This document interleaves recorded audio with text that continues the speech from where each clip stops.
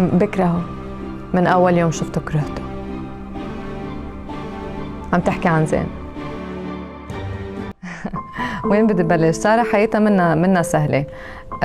خسرت أهلها، خسرت جوزها، ما كان مرغوب فيها بعائلة جوزها، وكمان لقت حالها مع ولد فجأة، مع ولد لحالها وولد مريض.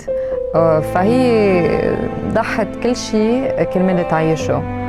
قد ما الحياة كانت صعبة لسارة قوتها بس ما قستها كشخص.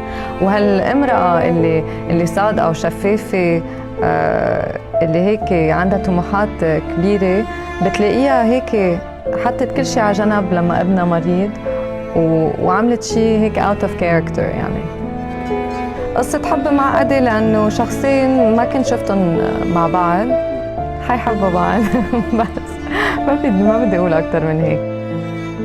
هو عكسها تماماً، لأنه هو إنسان قاسي، بيختبر الناس، معقد وعنده وجهة نظر عن النساء، وهي بتجي كأنه عم تغير له رأيه عن النساء. بالأول هو بيحكم عليها بطريقة غلط يعني، وهي كمان خبت يعني ما كانت شفافة بهالشي كرمال تحمي ابنها. الأم أول شي هي جاهزة تضحي شو ما كان لتقدر تعيش ابنها، فبتلاقيها شخص طري بالحياة، بس لما في شي حيدق بابنها بتلاقيها صارت مثل لبوة، فبتدافع كتير عن ابنها.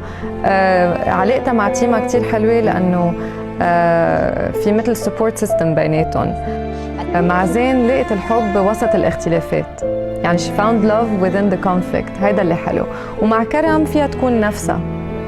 ومع عائلة إبراهيم هيدا شخص هو ظلمها، وطنط نادية حبتها لو شو ما صار، وبيرجعوا بيلاقوا بعض وبتصير هيك بتجيب كل شيء هيك الورم فيلينجز. حبيت كل شخص عم بيطلع شيء، إن كان مع نيكولا في softness، مع باسل في قوة، طبعا في chemistry، في كتير intimacy مع نادية، في مثل كأنه الناس عم بيرجعوا يلاقوا بعض بعد فترة ابتعدوا عن بعض.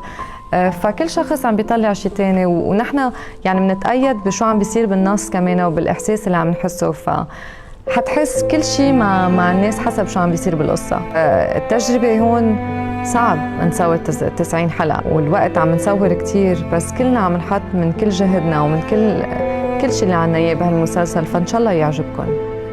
انسان ظلموها وانأذت، بس مثل ما قلت لك لانه الحياة ما قستها قوتها، بتفهم انه نحن كلنا انسان وكلنا بنغلط، مثل ما هي كمان عملت اغلاط بعيونها اوقات. فطبعا لازم تسامح. سارة ام مستعدة تضحي بكل شيء كرمال ابنها يعيش. لوين بتقدر توصل بهالتضحية؟ تابعونا على MBC1. رزان جمال.